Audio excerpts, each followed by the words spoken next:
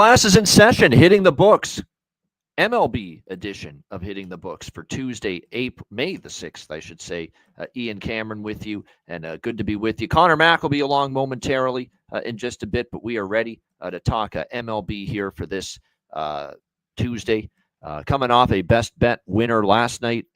Very easy one with the Seattle Mariners and the Athletics over the total.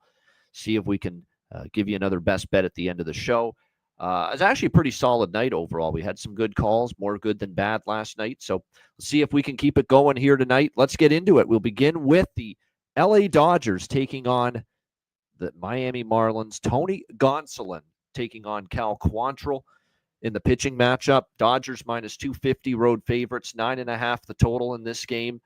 I'm going to just stick with it. Every Dodgers-Marlins game this year has pretty gone over the total. Last night, more the same, 7-4. I'm on over 9.5. I don't trust certainly Cal Quantrill against the Dodger lineup, which has certainly been crushing the Marlin pitching all season long. I think that's probably got a good chance to continue tonight. A 8.31 ERA for Quantrill entering tonight. 4 runs, 6 hits, 3.2 innings, and a 12-7 Dodgers win when Quantrill pitched at Dodger Stadium against this team. I think the Dodgers team total 5.5 over is probably a good bet too. One thing to note about the Dodgers versus the Marlins. In 7 straight meetings, the Dodgers have scored at least 7 runs against the Marlins. 7 straight times the Dodgers have gotten 7 runs or more against the Miami Marlins. And I don't see what changes here. 9-1 to the over in the last 10 meetings. Over 9.5. And I'm going to tack on a smaller bet on the Dodgers team total over 5.5 here as well. I don't fully trust Gonsolin either. 3 runs, 6 hits, 6. He was actually okay in that start, that return against the Marlins, but still coming back from a long absence. I'm thinking the Marlins could be able to chip in enough runs here once again against him and the Dodger bullpen. So Dodgers team total over and the full game over for me here in this one. All right, let's move along to Cleveland and Washington, which is actually the second game of a doubleheader between these two teams. We've got Lively and Lord, the pitching matchup. Even money, 9.5 the total. Last I checked, the Washington Nationals leading the first game of the doubleheader. I guess I'd be tempted to take Cleveland in the second game, assuming that Washington wins the first game. Usually when it's these doubleheader scenarios, I'll often look to back the losing team of the first game in the second game of the doubleheader, but I haven't moved on anything yet. I'm just going to move on because I don't make decisions on the doubleheader games until the first game's over. Let's see where the bullpens are at, which key arms were used in the bullpen in the first game, who's going to be available out of the pen in the second game. All of that shit matters if you're going to bet the second game of a doubleheader. So, going to wait to see how that goes, and we'll go from there. All right, Texas Rangers and Boston Red Sox. We've got the Rangers minus 120. Road favorites, 8.5 being the total in this game. I like Eovaldi and the Rangers here. I know this is an offense that hasn't been hitting the ball all that great this season for the most part, but I love what I'm seeing out of Nathan Eovaldi. He gets to face his old team. He's got a 2.14 ERA this season. He's always given the Rangers a chance to win with him on the mound.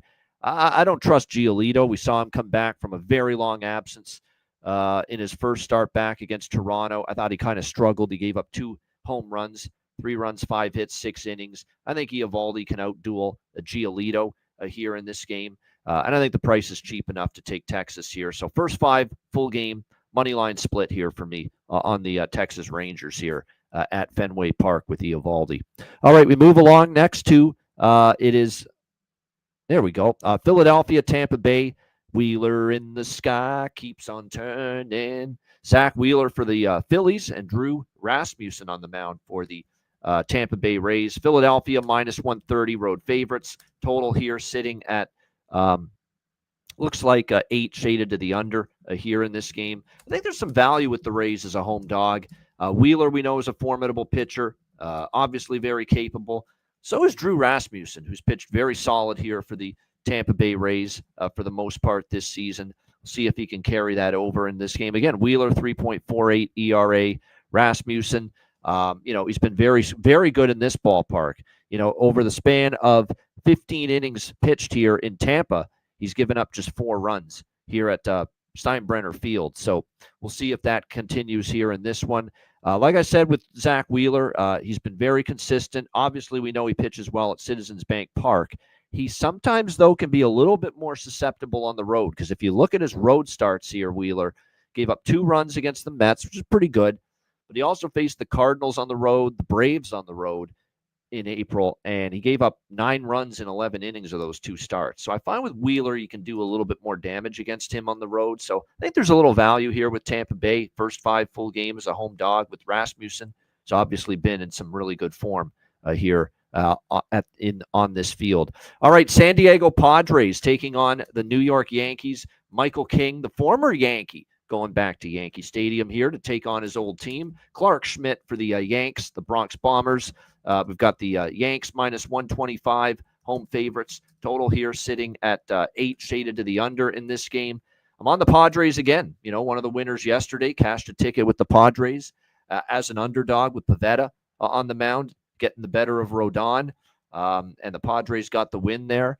I like the fact that we've got obviously Michael King, who's been in a really, really good form to begin the season here for the Padres. And we have a pitcher in Clark Schmidt that has not been in good form to begin the season for the Yankees. Although to his credit, he was better in his last outing against Toronto. He only gave up 1 run in 5 innings, but before that, not very good. Still a losing record with him on the mound in his last 5 starts. The Yankees 2-3 going back to last year in Clark Schmidt's last 5 starts.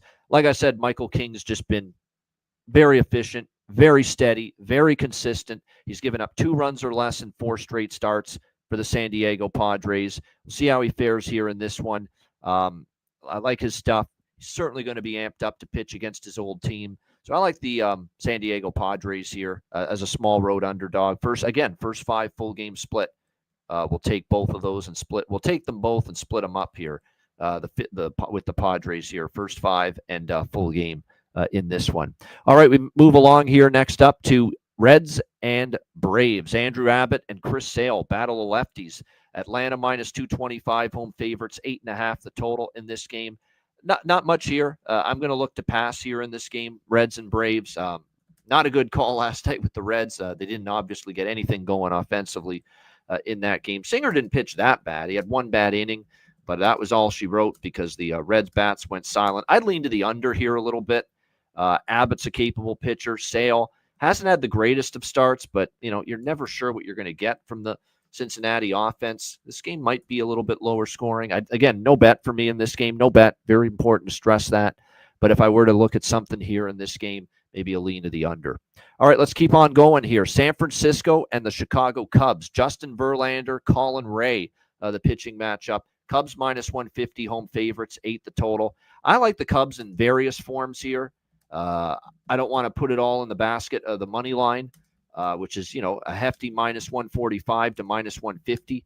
So you're not exactly getting a value necessarily here with the Cubs, but I think they can get to Justin Verlander. He's been a little bit up and down, a little bit rocky for my liking so far this season, the old veteran. Justin Verlander. And how can you not love the way the Cubs are hitting the baseball as a team? They have been very good offensively. The lineup's been clicking. We saw them do significant damage last night against Landon Raup and the Giants pitching staff en route to a 9-2 victory. I think they can keep it rolling here. A good record at home at Wrigley. Like I said, with Verlander, I know he's been a little bit better lately. He's also faced, let's keep in mind the offenses he's faced in the last 3 starts, which have looked better on paper, and yet the Giants are still 0-4 in Verlander's last 4 starts. Yeah, he gave up 2 runs or less in all 3, but the Angels weren't exactly hitting the ball when he faced them. Texas's offense hasn't been anything to write home about. And then the last game was against Colorado, which has been a light-hitting, weak-hitting lineup, pretty much all season. So I think there's a bigger challenge here for Verlander. He's still having some issues with the home run ball, and we know there's some pop in this Cubs lineup. So Cubs money line split with Cubs team total, which is over 4.5. I think I could get there with both of those. I like them. I would lean to the over again. We've got 2 of the bigger over teams in Major League Baseball. San Francisco 22-14 to the over this season. Chicago Cubs 20-13 to the over this season. So I'm back on another over here with the Giants and the Cubs here as well. So a little bit of 3 different bets here. Cubs money line, Cubs team total over, and give me that full game over 8 here as well. All right, let's continue along. I just got a message from CMAC. He's running some, I don't know, is it running some errands? I think he may not be on today. Just wanted to give me the heads up. Might not make it. He's driving home. He's going to try to get on for the end of the show. If not, we'll see him tomorrow. But just wanted to give you guys an update on that. All right, let's move along here. Next up on the slate here, let me just see where we're at. Here we go. Chicago White Sox and Kansas City Royals. We got Burke and Lugo, the pitching matchup here. Royals minus 250, home favorites. The total here sitting at 8.5 across the board. I mean, it's more of the same old shit with these two teams. Offenses I don't trust. I wouldn't say these are the greatest pitchers. Although Sean Burke did pitch better against the Brewers in his last start. But more importantly, these lineups, I just don't trust them one game to the next. It was a 3-0 Royals victory last night. Again, the White Sox couldn't get anything going offensively.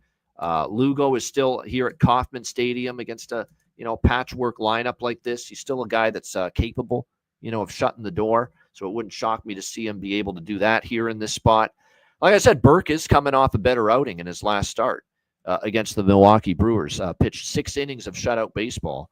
And like I said, it's not like the Royals lineup is a lineup we trust day in, day out. So this is one where I would only look under as far as this total goes between the White Sox and the Royals. Royals probably win again, but, to the value with a team that's still not the greatest lineup and offense to lay 250, I'm not interested in that. So the under is probably, if I were to bet that game and get involved, that would be the look for me. All right, Baltimore and Minnesota. Next up, Twins minus 180. Home favorites at Target Field, and the total here at 8.5. We've got Cade Moripovich. You are not the father, Cade Povich, on the mound for the Baltimore Orioles, and we've got Pablo Lopez on the mound for the Minnesota Twins. Total in this game is currently 9, pretty much across the board. Cade Povich, the lefty here for the Baltimore Orioles, 5.28 ERA coming into this start. I can't say that's anything to write home about.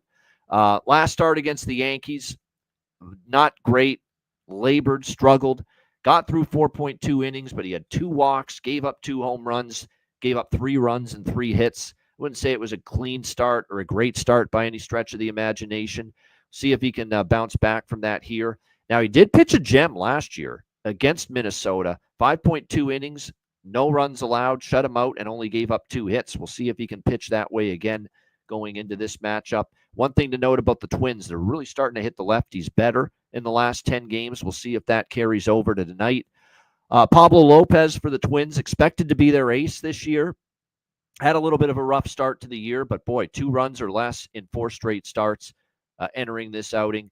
He's pretty much held the Baltimore Orioles in check. He's given up 4 runs in 17.2 career innings pitched, Lopez against the Orioles. So that's definitely good news there. So I'd probably look at an Orioles team total under possibly in this game, or a Minnesota first 5 run line, something like that. Something where I can isolate the advantage that Pablo Lopez should have over Cade Moripovich here in the early going of this game. So those are some of the ways I would consider betting this one. Orioles team total under and or Minnesota Twins first 5 on the run line. Get it to -0.5, which is around let me see here, minus 115 for that Twins first 5 run line. All right, let's move along here as we continue along. Thanks to everyone for tuning in, of course, as always, to Hitting the Books. Houston and Milwaukee. Hunter Wisniewski and Chad Patrick on the mound here in this one. We've got the Brewers minus 125 home favorites, and the total sitting at 8, shaded to the under here in this game. You look at this matchup, and for Houston, of course, a guy that was initially with the Cubs, Hayden Wisniewski, he's on the mound here for the Astros. This will be his 6th straight start. He's given up 3 runs or less in all of them. I do see some concerns, though. Strikeouts are down significantly in his last couple of starts. He had, 6, 5, 10 strikeouts, then down to 4 strikeouts, then only 1 strikeout in his last game, and he gave up more hits, more hard hit contact. Concerning, and his ground ball to fly ball rates going down too. All the signs of a guy that, he might get hit here tonight, if I were to guess, against the Milwaukee Brewers. I mean, his form is trending in a negative direction. That I don't like to see when it comes to Hayden Wisniewski. Chad Patrick has good numbers on the surface, but he's also a guy it screams out negative regression for this guy, for him, that he is not going to be able to keep pitching to the level that we have seen so far. And it's been solid. He had given up 2 runs or less in 4 straight starts. But in his last start against, not exactly a prolific lineup, the Chicago White Sox, he gave up 3 runs, 6 hits, 5.2 innings. It was probably his worst start of the year in that one.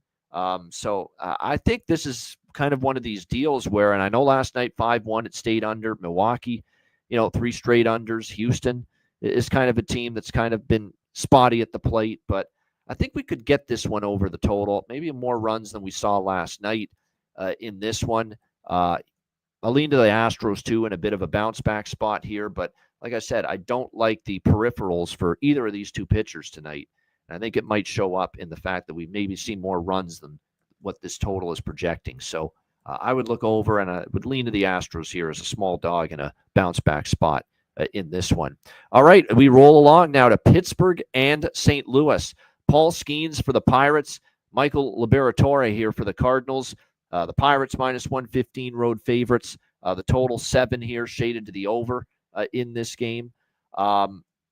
Again, with the Pirates, if you're going to take Skeens here, you better take first 5 innings. That bullpen for the Pirates, we saw it come into play again last night against St. Louis, where they got a solid outing from Ledzinski, and solid enough, and they got to Michaelis early.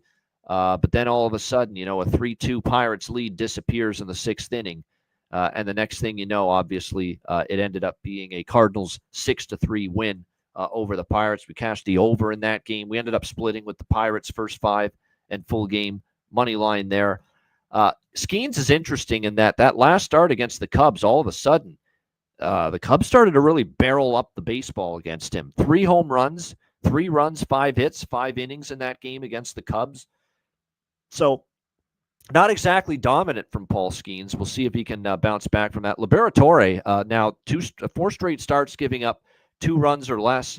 He kind of struggled, though, in his last outing against the Reds. We'll see if he can bounce back from that. And one troubling thing about Matthew Liberatore here is that he's given up 5 runs in each of his 3 career starts against Pittsburgh. He has not exactly fared well against the Pirates. So we'll see if he can bounce back from that here in this game. This is probably one where, again, Pirates, I'm interested in that side, but more so first 5. That bullpen can be scary for the Pittsburgh Pirates, and we saw it again last night. So the Pirates in the first 5 innings, probably the way I'd be approaching this game as far as any sort of wager, and probably pump the brakes on the full game just based on the state of that bullpen. Detroit, Colorado got postponed, so we can move over that one. They're going to play, I believe, a doubleheader later on. Next up, we've only got a couple games left, 3 games left, in fact. We've got Toronto Blue Jays taking on the LA Angels. I can't believe this guy is showing up as a starting pitcher on the grid once again today, but Jose Urena, that we cannot get rid of this guy. Somehow, some way, he falls off a turnip truck and finds himself back in a major league rotation. For how long, I don't know, but here he is, Jose Urena, pitching tonight for the Toronto Blue Jays. Tyler Anderson, the lefty, on the mound for the Angels. We've got Toronto minus 115, road favorites, 9 the total in this game. I'm taking this game over the total. I know the Blue Jays offense is a hit or miss lineup. Some games they're capable of scoring 7, and then there's some games where they get completely shut down. And we saw the offense not hit in the clutch in the last 2 games of the series against Cleveland. But I think they can do some damage here. Tyler Anderson, we'll see how he fares in this start for the LA Angels. Last couple starts have been solid. He hasn't been unhittable, though. He's given up 3 runs in each of those starts against Seattle and the Pirates. He struggled against the Mariners, who have been hitting the ball quite well. We'll see if the Blue Jays can get their bats going here a little bit. And I don't trust Jose Urena. This is a guy that was pitching last year for the Texas Rangers. Didn't exactly pitch all that great. The last time we saw him starting was for Texas in August last year. And in his last start with them, he gave up 6 runs on 7 hits and 4.2 innings to Boston. So I like over 9 here, Blue Jays and Angels. Not going to overthink it. I think there's a chance both lineups have their share of success here in this one. All right, next up as we continue along here, 2 games left. We've got the New York Mets taking on the Arizona Diamondbacks. David Peterson, the lefty for the Mets, Zach Gallen for the Diamondbacks. We've got Arizona, slight home favorites in this game, minus 115. The total here sitting at pretty much 9 across the board, shaded to the over in this game. Zach Gallen is, there's a couple of these pitchers for Arizona where I get a little gun shy of backing them on the road, but you get them at home, and that's where they start to pitch a little bit better.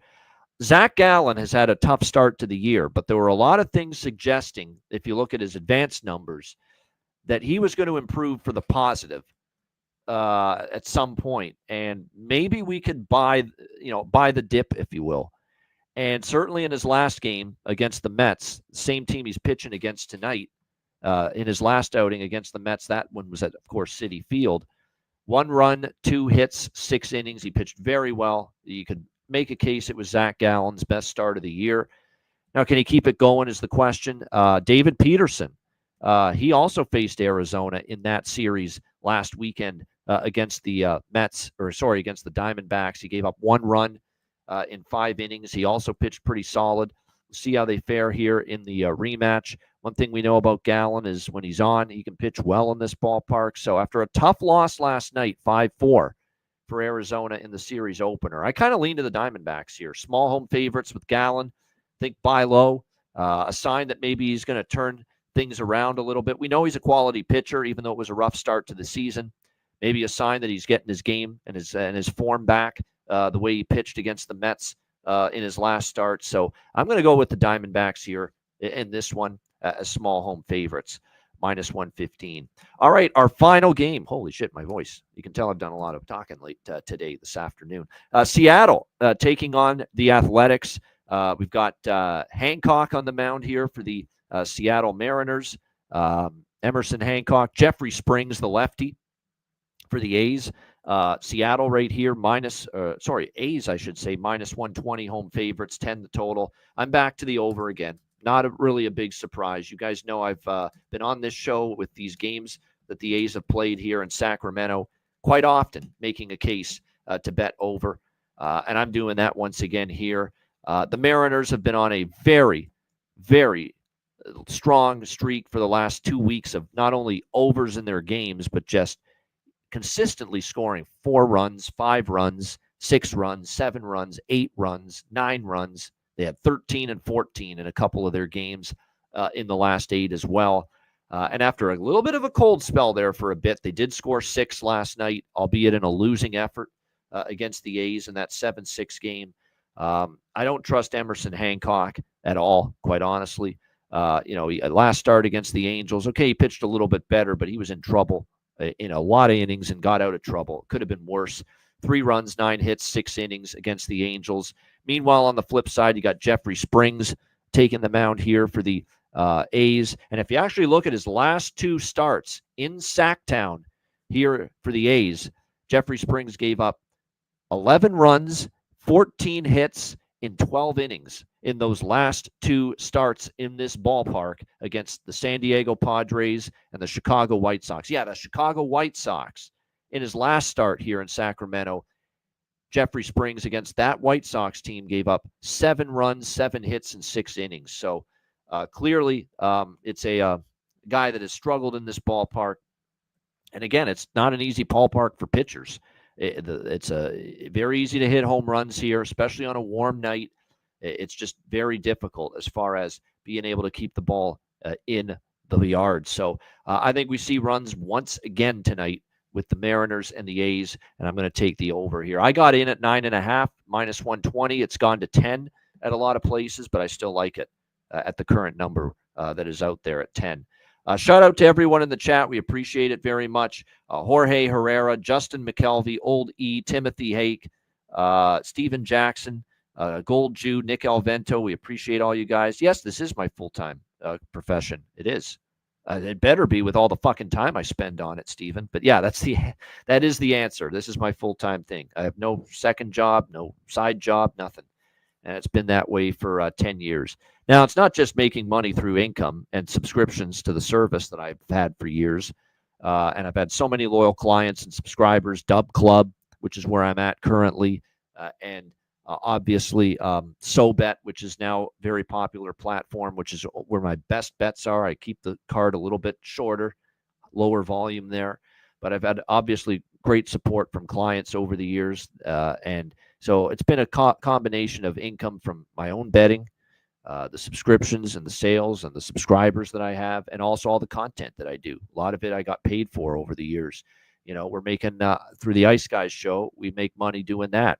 We get paid to do that. We have advertisers for that pay us. So from that standpoint, that's basically there's your answer. That's how we've been able to survive. Now I'm not, not rich. I'm not living in a mansion or anything, but we make enough to pay the bills, and that's what that's what it's all about at the end of the day. It's a job. It's what it is. It's a career, and you make enough to survive, and you make enough to keep on going. That's what it's all about. And like I said, I certainly wouldn't imagine doing anything else at this rate. Not when you've been doing it full time for going on 15 years now. So appreciate the question, Stephen. Appreciate all of you joining us as always on the show. Let's wrap this thing up. No C-Mac today, unfortunately, but he'll be back tomorrow. Jack of the day for this Tuesday MLB card. A few candidates that I think might be worth a look here tonight if you look at the Tuesday board. And I'll throw a couple at you that I would be interested in here as far as this game goes. Kyle Tucker, Ian Happ, those are two on the Chicago Cubs I'd consider. I think Verlander could be susceptible to the long ball here tonight against the Chicago Cubs. That's definitely, I think, worth a look. Seattle and the A's, the game we just talked about. Brent Rooker, I've talked about him a bunch of times. Certainly could see him maybe go yard. Lawrence Butler's another guy to keep an eye on here for the A's. Cal Raleigh for Seattle. I think there's a good game, an environment where we should see runs scored for sure. Worth a shot, in my opinion. Maybe look at Freddie Freeman for the Dodgers against Quantrill. Freddie Freeman is someone that I could see heating up. He matches up well against Quantrill. No question about it. One thing that's interesting about, and here's one down the board for the Dodgers because he hits fastballs and changeups pretty well, and you get a lot of that from Cal Quantrill. Andy Pages for the Dodgers. Now, we do have to check if he's in the lineup. That's important. But if he is, he certainly is someone that could end up doing some damage, maybe be able to hit the home run ball against Quantrill today. So keep that in mind. And he's batting second right behind Shohei Ohtani. So definitely something to keep an eye on. I do want to point out we do have a chance of rain in Boston and New York tonight. So the Rangers, Red Sox, and the Padres, Yankees games could be under threat of a rain delay. So just make sure that you're aware of that. All right, best bets. Let's wrap this show up with best bet for the night. Let's see what we're going to go with here tonight. Let me see what we've got here. Let's go to the Dodgers Marlins over 9.5. I'm not going to overthink it. All these teams do is go over the total. It's really insane how many overs we have seen between these two teams. Miami's been a strong over team. You get them head to head. It's gone over the total. We just saw the Dodgers crack Cal Quantrill recently at Dodger Stadium. 9.5. I think more runs on the board between the Dodgers and the Marlins. So we'll go with that for best bet. Dodgers, Marlins, over 9.5, minus 115 for my best bet here for this Tuesday MLB slate. Shout out to everyone. Appreciate you guys joining us. Hit the like button on the way out. I'm Ian Cameron. Have a great Tuesday night. Enjoy the games and good luck. And we will be back with you tomorrow on Wednesday, same time, 5 p.m. Eastern, 2 p.m. Pacific, for another edition of the MLB Hitting the Books show. Until then, class dismissed.